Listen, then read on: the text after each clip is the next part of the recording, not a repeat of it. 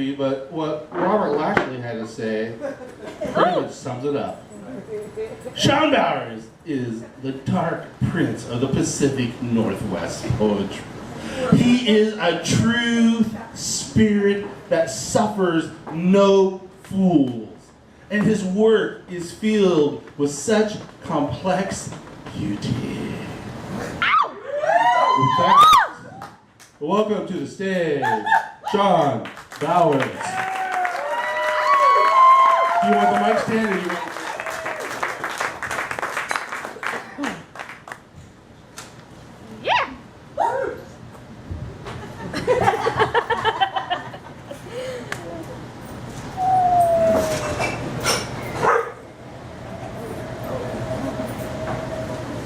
Hare Krishna, Hare Krishna, Krishna Krishna, Hare Hare. We call him Simple Bobby. He wasn't the brightest of the bunch, but goddamn, if you weren't lucky enough to see him smiling, he was like a little god. The second to last time I saw Bobby, he was dying. 85 pounds, depending on whether he'd eaten that week. He had open sores. He would pay people to shoot him up. He had lost the capability of doing even the most simplest of things. Hare Rama, Hare Rama, Rama, Rama, Hare Hare. The last time I saw Bobby, he was growing. 145 pounds, depending on the yoga he was practicing to pray away the HIV. He was wearing a robe, selling books, giving out food, chanting, and smiling. He even had a patch of the hair at the back of his head with which Krishna would use to pull him to heaven. Some people call them a cult. I call Hare Krishna's Light for the Hopeless. The real name of their religion is Vaishnavism, worshipping incarnations of Vishnu, the Redeemer. I didn't get it when I first saw Bobby with them, but when I saw Bobby smiling so big and so bright that the sun cringed with shame, I knew then they were meant to save souls. Hare Rama, Hare Rama, Rama, Rama, Hare. And maybe they were only meant to save the soul of Simple Bobby, but to save even one of the damned is a task so many gods and philosophers have yet to do, so I deem them holy in my book. I learned to eat their vegan sandwiches. I found solace in the repetitive chant of words I did not understand until Krishna pulled Bobby from this world. Krishna could not save Bobby from the earthly fate he had sealed by sleeping with men for money to fund the habit of sharing needles with paid lovers. Bobby's returned to his maker. Whether or not Krishna is God, regardless of what we so-called enlightened individuals think, for the first time, Bobby's happy. Smiling at the sun, giggling. I may never understand the exact words, but I will chant. I will chant with such a clarity, even the most simplest of gods can understand. Hare Krishna, Hare Krishna, Krishna, Krishna, Hare Hare.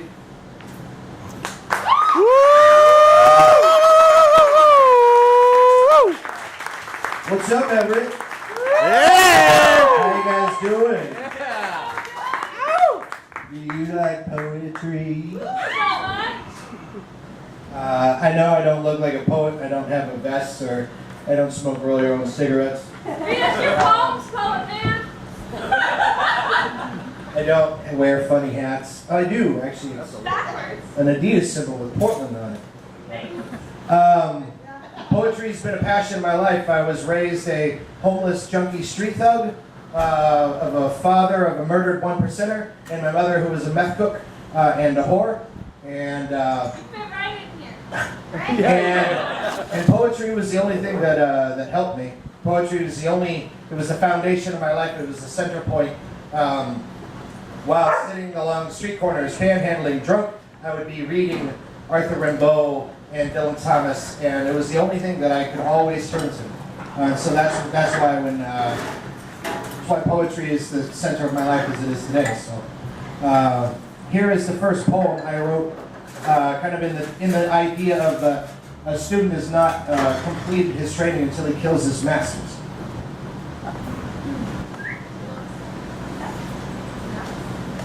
You want soul? Well, I've got a pair of brass balls. You see, I didn't write this for the Amiri Barakas or the D.A. Levies or the Sapphires or the feeders of the soul.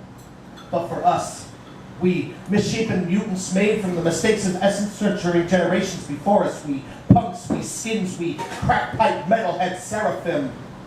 We are the eaters of soul. Soul left behind by Duke Ellington, dandled upon Burroughs' pedophilic knee, forced through a rusting saxophone by the rest of the nouveau hippie beatnik trash. We are forgotten sons, Chinese neo-Nazis, 12-year-old Croatian hookers left a dumpster dive, wipe off the mold and the maggots and feast on with such a desperation that one might think us famished. Hungry? Yeah. But not in a literal sense, not like a need to fill the belly or wash away the taste of hipster semen, but hungry for the blood of those who left us to rot.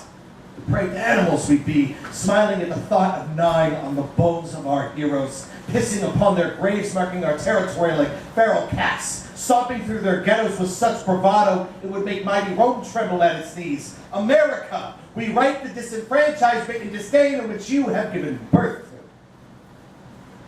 to. And yet we point no fingers.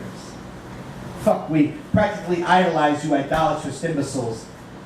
I just don't want to end up like Ann Walden, shouting another boring rendition of Howl to the upper echelon Buddhist social activists, the kind of people who vilify the necessary violence that only the poor could know, who having paid a hefty $600 just sit and meditate in a rundown barn in rural Massachusetts. Still shouting lines from Howl. Still shouting, as if it still means something.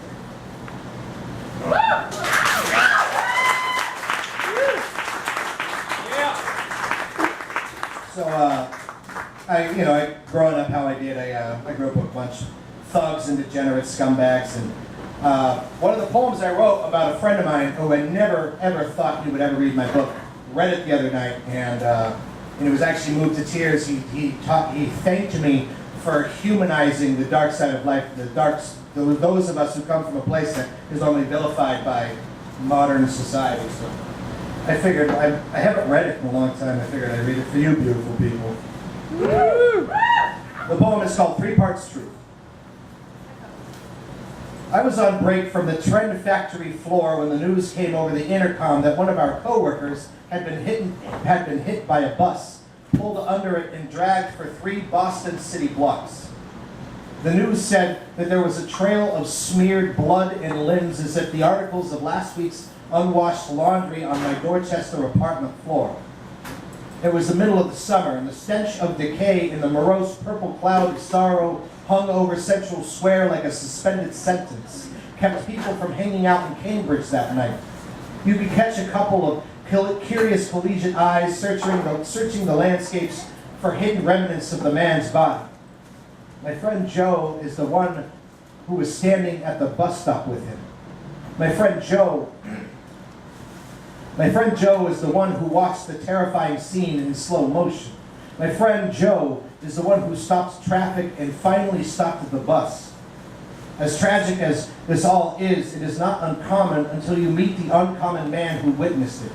Joe was always one of our toughest. He was always the one you called when you wanted someone to have your back. He was the last person you wanted angry. He ate steak without cooking it or even killing the cow first.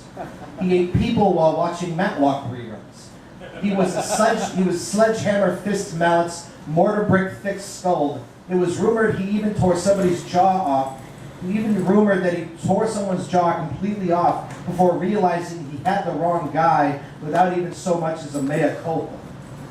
So when I found him at his computer that night, starting to play World of Warcraft, twitching, the big brother Good Samaritan in me had to ask what was up. When he turned around, I heard the sound of stock mixed with flapping wings and saw his reddened, tear-stained cheeks. I didn't even think this man was born with tear ducts. I never expected to put my arms around him, let alone having such an act so well received. Then and there, the scariest, most violent person I know sobbed and squeezed, sobbed and squeezed. I never understood how easily a heart could break until I held Joe. And when they talk shit about him playing World of Warcraft, I keep secret that he is not playing, but hiding from the eyes at the back of the bus that took more than just a back seat.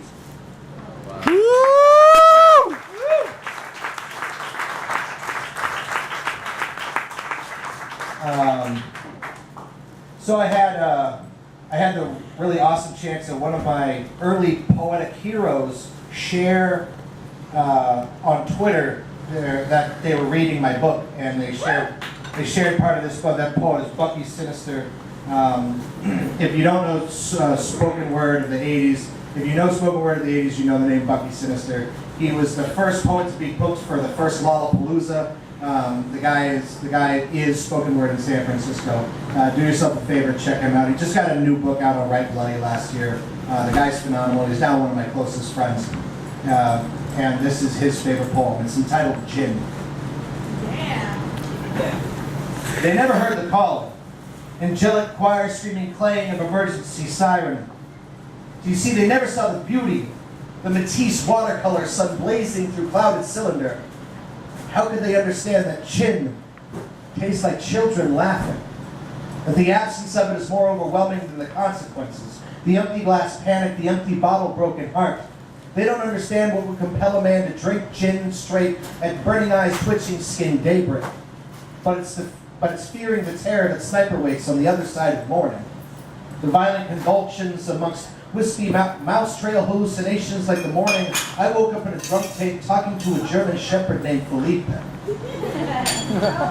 They don't understand how women could trade dignity for slurred speech utopia, and why the ones in trench coats choose doorways to detox. Gin was the glue that held my pell-mell world together with busting seams, the kind word at just the right moment of heartbreak, the breath of relief at the sight of bomb shelter hatch noticing the approaching tornado. Gin was the only thing that loved me the way I had wanted to be loved, brutally tender and without prompting. Gin was a polygrip that had kept my teeth from chattering, and when I put it down, I wondered if I'd ever sing the blues again. And when I put it away, my head sagged, crooked, like a door framed, and I questioned my purpose. I question my purpose now, you see. Gin doesn't sing me to sleep anymore. And I don't get enough rest, and my bones are hollow, my lungs taste icicles. I can't find the knob to turn on the volume of my screaming heart, and I am afraid. What I haven't told you is that every night, when I go home alone, which seems every night, I think I smell juniper. Wow.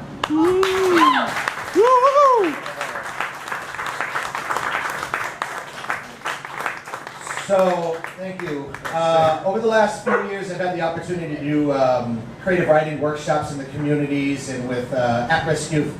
But I've actually had the opportunity to go and run a workshop at McLaren Youth Correctional Facility where I grew up. I spent my teenage years behind bars when I wasn't like hopping freight trains and they'd catch me somewhere else, fly me back to Oregon and put me in a hole. But the one thing that I'm constantly telling people that I work with, especially the youth, is the one thing you need to write is the one thing you swear you never would tell anybody. You need to get that out of the way. You'll never be a complete writer until you can let loose that. You don't ever have to show it to anybody, but write the one thing you never want to tell anybody. And this is my one poem. The sun rose to new heights of freedom as I set up the corner from Larkin Street homeless youth shelter. Spare me change? The universe will always open its doors to those who can muster to knock with the bravado of purpose. I found this purpose. 14 years old, freshly paroled from McLaren School for Boys, the home of snake charming, tongue-speaking foster parents Pentecostal. But all I really found was silent treatment, teenage angst, and the still wet blood of a murdered father, so I took to the streets. When I got to downtown Portland, I met Sarah and Mary, the first lesbian couple I'd ever met in my entire life. They said I could come with them to San Francisco, and we were on the highway, hitchhiking before dusk. Mary sucked miles from our chauffeur's loins, but we made it across Bay Bridge by sundown the next day. Mary had a purpose, too. See, I was too young yet to understand how blood filling a syringe was erotic, like peering at the aurora borealis for the first time, soon to be sent to a chemical fury, inciting a naked riot. 5 men, 2 girls with bodies twisting into positions that would make bendy straws nervous. It was too much for even me to behold, so I set off on my own. I was never really one to darken the doorways of homeless youth shelter despair, but socks in a shower was banging the dinner triangle heard all the way down Market Street. I found siesta in the flea-infested cushions of the couch. I even got to laugh at the comedic banter of suburban runaways whistling in the dark. But as always, the concrete, the rush of traffic was calling. Besides, I needed a cigarette. I found my way to right beneath the "don't give money to panhandlers" sign to see even a 14-year-old can appreciate irony. Spare any change? Before even 1 hour that New Year's Eve, I had a pack of Lucky Strikes, a bottle of Mad Dog, and ate 2 hits of what some asshole claimed to be acid. Spare any change? Footsteps stopped right in front of me. How old are you? Not looking a day over 12, I told him 18, but we both knew better. Are you homeless? I wanted to tell him no, that I took the bus every day after school to beg strangers for money, booze, and drugs, till my mother picked me up on the way home from work, but yes, it was all that escaped the growing tension in my teeth. Do you need money? No, I like sitting on blood-stained sidewalks for shits and giggles. You want to get to the point? You're kind of making me nervous. You want a blowjob? I'll give you $80. So there I was, on the run from my PO. My father and home had just been taken from me. I'm freshly paroled from juvenile detention. I'm 14 years old. I'm not gay. 2 hours later, my 14-year-old nubile back arched upon a polar bear fur rug as this old man, this stranger, swallowed every last drop of my dignity and my security, every last illusion of who or what I was supposed to be. I couldn't get my clothes on fast enough, running down Polk Street, homophobically laughing at myself, counting and recounting. $120, $120, $120, 40 more than was promised. I thought to myself, so this is the birthplace of shame. I guess here is where poetry's made. Wow.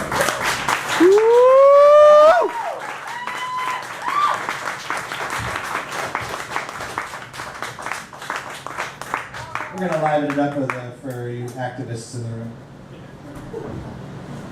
She is a time bomb, strapped to the chest of Portland, banging her heartbeat drum to rally her brothers and sisters to drink retribution. She set fire to Britain as the lion of King George rests bloodshot eyes in a bed made from the bones of serfs. She sits righteous like the Christ, overturning coin tables in the mockery walled off Sodom has made from the lies it told its children. Her name is Dissent, and she has come for her blood oath promised her. She has come for her mule and 40 acres. She has come like a thief in the night, with a voice of forgotten millions, rising in harmonious accord like a firestorm, burning all who reach for her, yet cleansing the earth to make way for new life. She is the shit upon rights of humans, the broken backbone of women deemed illegal because of color and border just trying to survive. She is the junkie left out in the coals by parents who couldn't bother. She is the prescription you decided to stop taking because she too is sick of playing by the rules. She has brought her children to the forefront of this first battle in the war she has waged against those who have taken her name in vain. She is freedom. She is the ghost of Che Guevara, the single bullet saved by Zapatista and PLO and IRA soldiers. There was no such thing as a terrorist. She is Bobby Sands' ignored meal. She is the introspective sand beneath Malcolm's feet as he made his way towards Mecca. She is the steel prison bars surrounding Nelson Mandela, only making him stronger. She is the clicking keys of Mumia Abu-Jamal's typewriter, singing Philadelphia to sleep so that we can forget that the world persecutes those who care. She is this poem, this cafe, the blood pumping blue within all of our veins. Will you rise with her? Will you rise? Woo! Oh, you got 10 minutes.